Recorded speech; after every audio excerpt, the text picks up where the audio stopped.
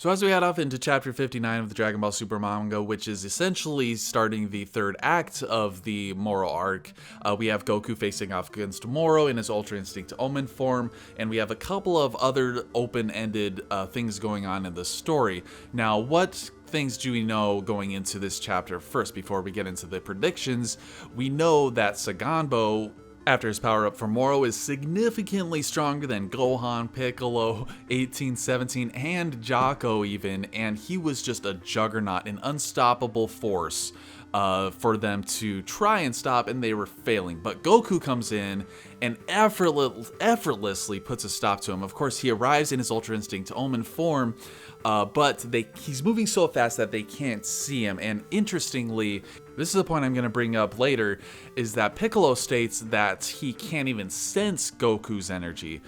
So Goku is way stronger than Saganbo in his Ultra Instinct Omen form, but more importantly, he's way stronger than the Saganbo, who has gotten, like 4 or 5 boosts from Moro, and he's still stronger than him in his Super Saiyan Blue form. Now, this Goku proceeds to go attack Moro, who effortlessly stops Goku's attack. Now, with Moro essentially being this powerful, being able to just effortlessly stop his attack from somebody who effortlessly beats somebody who effortlessly is beating all of those, like, massively powerful guys, especially Gohan. Now, I don't really like how Moro has gotten this powerful. Now, of course, because a lot of his intrigue was with his magic and how dangerous his magic is, not necessarily how physically strong. But that aside, we are poised to have a really awesome fight between Ultra Instinct Omen Goku and Moro. Now, how is this fight gonna go in terms of how is Goku essentially going to counteract Moro's key stealing ability, because that is his most dangerous ability, especially for these guys who rely on ki so much. So I think this might harken back to the fact that Piccolo couldn't sense Goku's energy.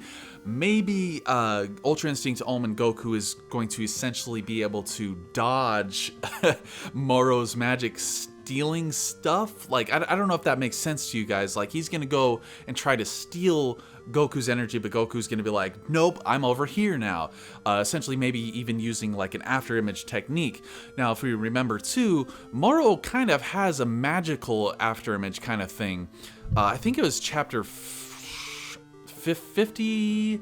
I think it was 50 or 51, where Goku and Vegeta were attacking him in his blue form, and essentially just went right through his body. It was like a mirage sort of thing. So I think that might be a way Goku could counteract his magic key stealing ability. So in terms of how powerful Moro is, I feel like they might be fairly even in terms of how strong they are. So I'm actually looking forward to some really cool hand-to-hand combat. Obviously, in terms of energy blast, Goku would be really stupid to throw an energy blast at Moro, to be honest.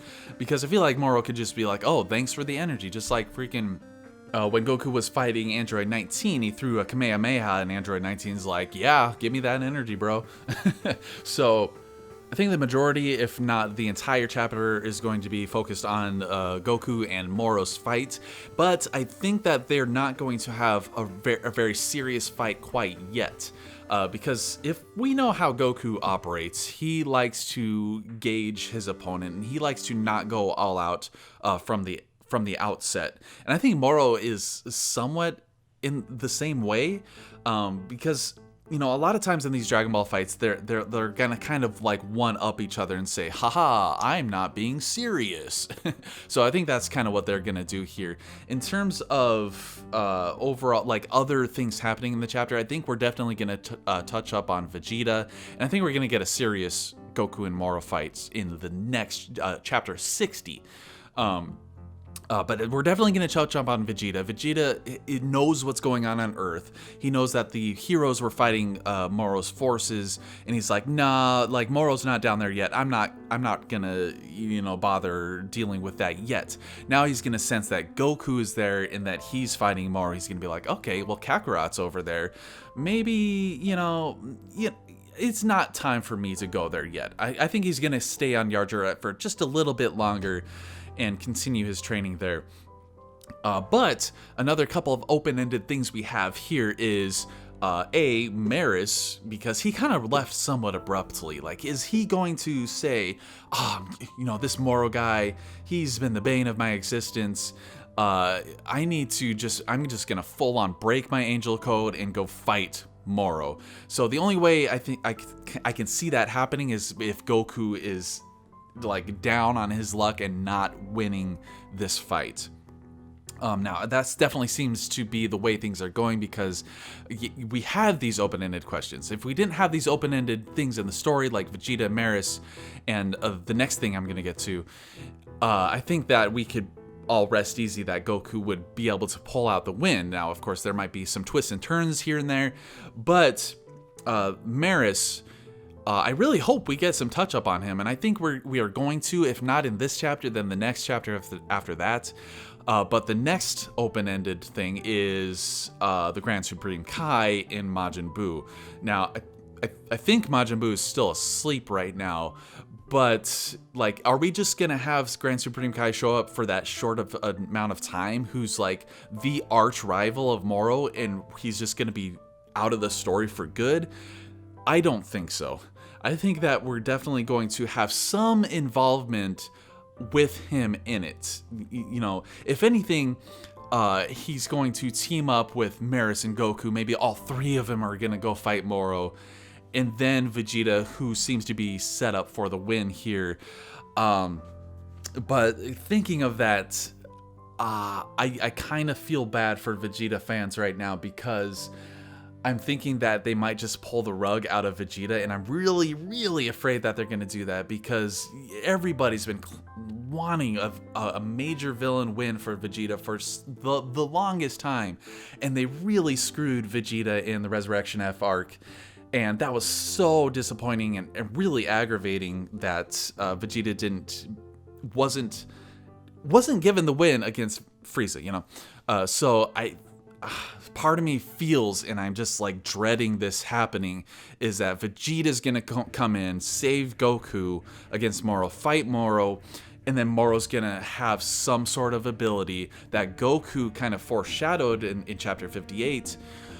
He's gonna pull that ability out, and Vegeta's gonna be like, oh crap, man, I was doing really good, but now I'm losing. And then Maris or the Grand Supreme Kai will step in and help them defeat him. So, all the other heroes, what can they do? They all, what they're doing there, I will tell you, is that they are a potential stockpile of ki for Moro to steal, so Moro can get even stronger. And maybe in the next chapter when they're fighting, Moro's gonna be like, oh man, this Ultra Instinct Omen dude is real business. I'm not quite strong enough to deal with this, so I'm gonna take all of your son, and I'm gonna take their energy. And speaking of that group, we still have 17 and 18. And how disappointing is it that it doesn't seem like we're gonna get a 17 versus Moro fight? Like, we've seen how strong 17 now is compared to Moro, as I said in the beginning of the video. So what can he really do? I mean, he's significantly weaker than Moro at this point. So whatever advantage he had counteracting Moro's energy stealing abilities, it doesn't seem like we're even going to get that. So very disappointing stuff there. But anyway, that wraps up my predictions for the next chapter. What do you guys think for the future of the Moro arc? As always, thank you very much for watching, and take it easy. Drop your thought waves down in the comments below.